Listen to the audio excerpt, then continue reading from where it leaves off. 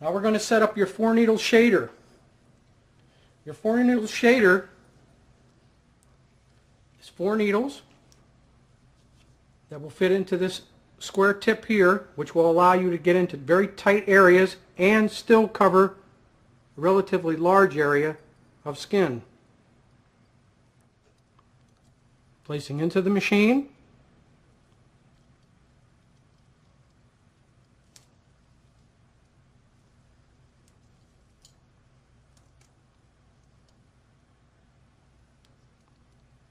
Onto the armature bar, snug, no play. Placing the rubber bands evenly. Okay, we have our needle bar into the tube.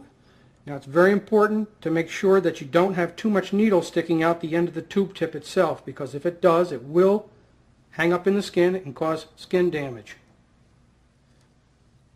If you look very closely, there's a tiny, tiny bit of needle sticking out the end of the tube tip itself.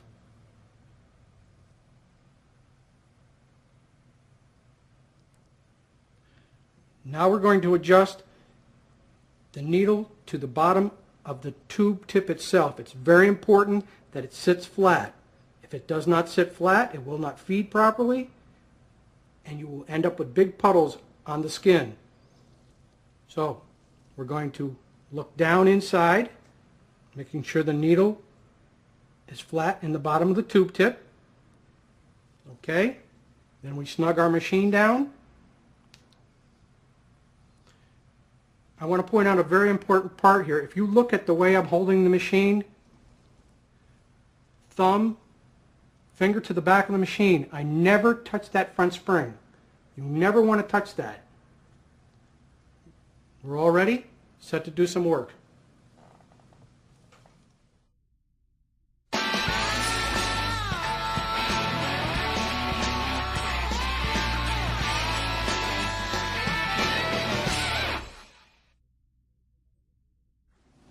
Okay, first I'm going to shave your leg and prep it, and then I'm going to put the Hibiclens on, which will actually absorb the stencil print I'm going to place onto you first.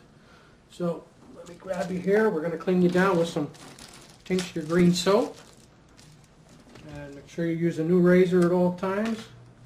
Dispose it. Very important to take off all the hair so it doesn't cause a problem when you're tattooing. It also affects the healing process if there's hair in the tattooed area. After the shaving, you want to go through and check to make sure that you got all the hair off. And if you look over here on this left, I did miss a little spot, so it's very important to make sure that you get that. We're going to clean the skin area with a little bit of Hibiclens. Works very well, absorbs the dye off the printout very well. Gets a little bit on the tacky side, which that's what you really want, to absorb that dye.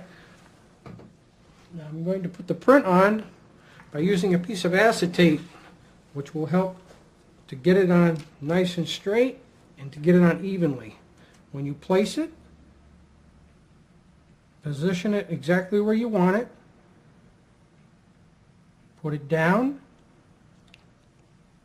Press up on the design evenly to the top, then bend it.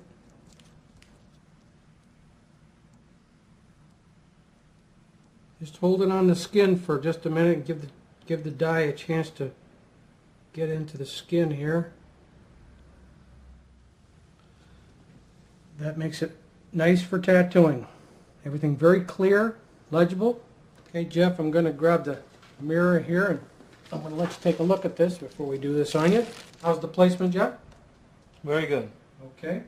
Okay, with a printout like this, makes it very easy, nice, and clean to do your work. Everything's very clear. You're good to go. Okay, we're going to hook up the clip cord to the tattoo machine itself. We have a binding post on the back area, which it will go into one end, and the other end of the clip cord goes into the bottom of the tattoo machine itself. And as you notice, The clip cord and the machine are covered in plastic to prevent cross-contamination. Keeps it nice and neat and clean. We have our speed set. Now we're going to put our ink into our cap holders. Very important. Use tissue when twisting your tops so you don't contaminate the tops. If you notice the bags are on the bottles at all times, they will be changed at the end too.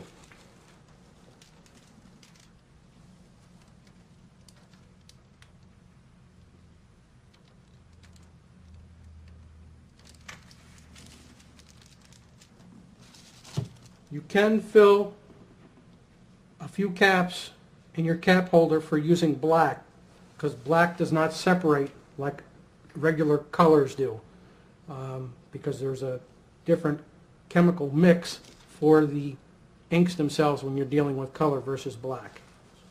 I'm going to put a little bit of Vaseline on the top of my hand, which will save me from going back and forth during working time. And I also, before I tattoo, I will place a tiny bit of Vaseline on the skin, because when you're tattooing itself, it helps to keep the ink from running.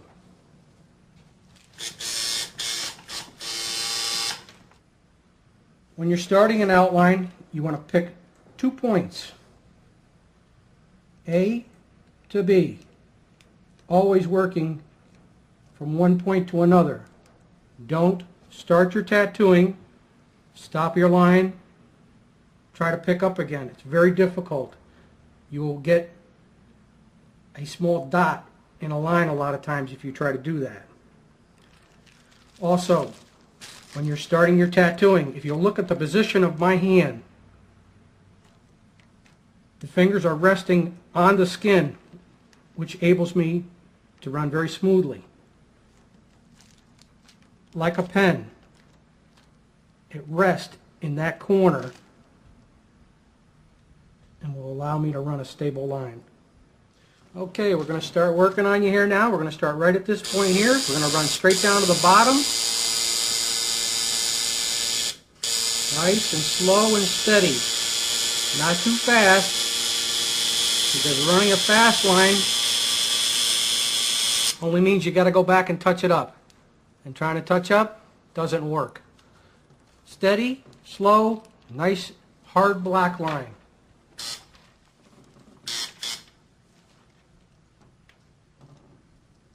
A little bit of Vaseline. You notice I'm not getting big puddles on the skin. Why? Because the needle's set right, the little bit extra Vaseline I'm using, and being steady.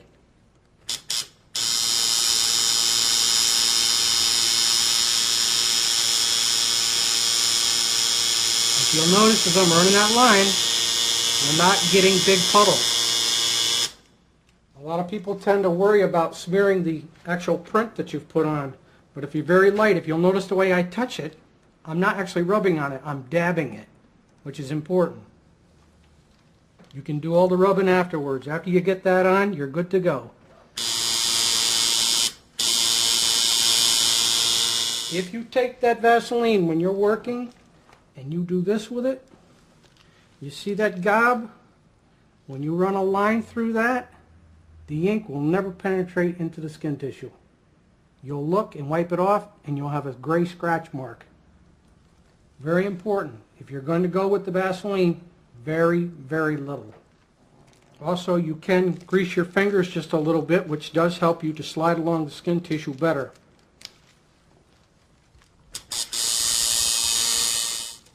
Make sure you're keeping the skin tissue tight. If you look, my forefinger and my thumb, I'm not squeezing like this, because believe it or not, when you're tattooing, if you're squeezing too hard, you're making the tissue too tight, and what happens is you actually end up cutting the tissue. You have to find it something that's comfortable for you. If you'll notice, I'm not squeezing real hard.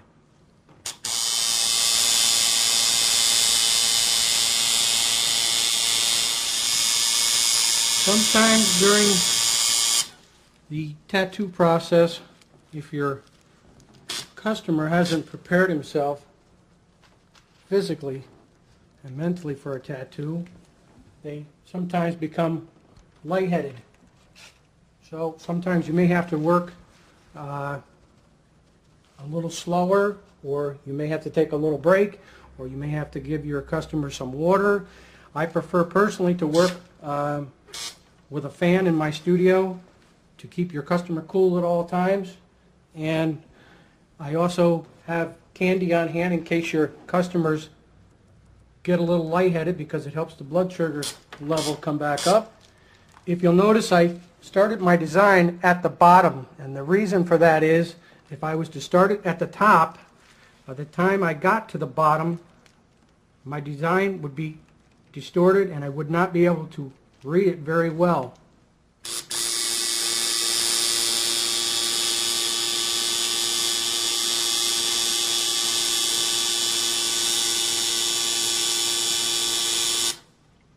You see the position of my fingers? That's why I say, stay in that position. Get used to doing it one way.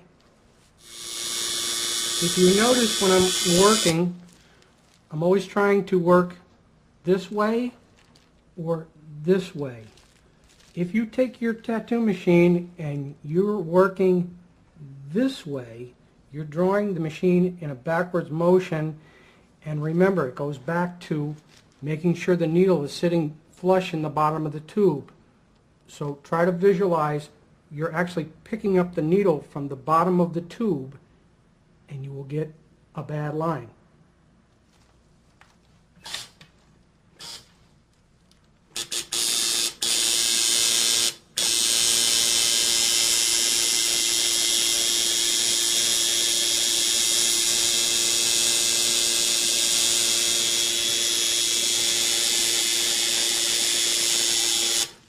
If you'll notice on the line I just put on, the machine was actually angled a little bit to the side, but I did go very slow with it. If you have to get in a position where you have to do a line such as that, you have to go slower, because if you go quickly with the line, it will pick that needle up.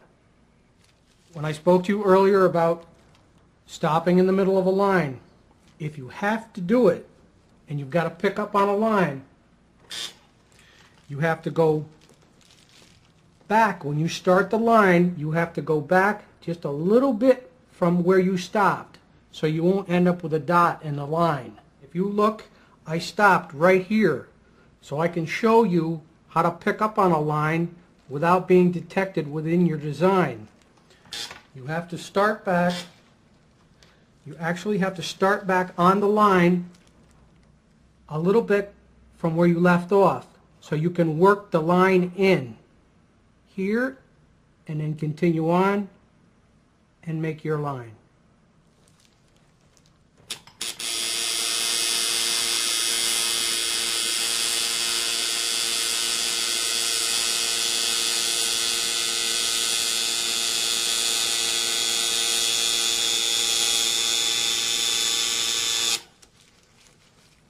Also, while you're working, very important, make sure that you're working off the points of the needles. You don't want to take this machine and this tube and go onto the skin, because I can tell you, you'll dig a big hole in people and they'll be very unhappy. You have to work off the points of the needles themselves, which the points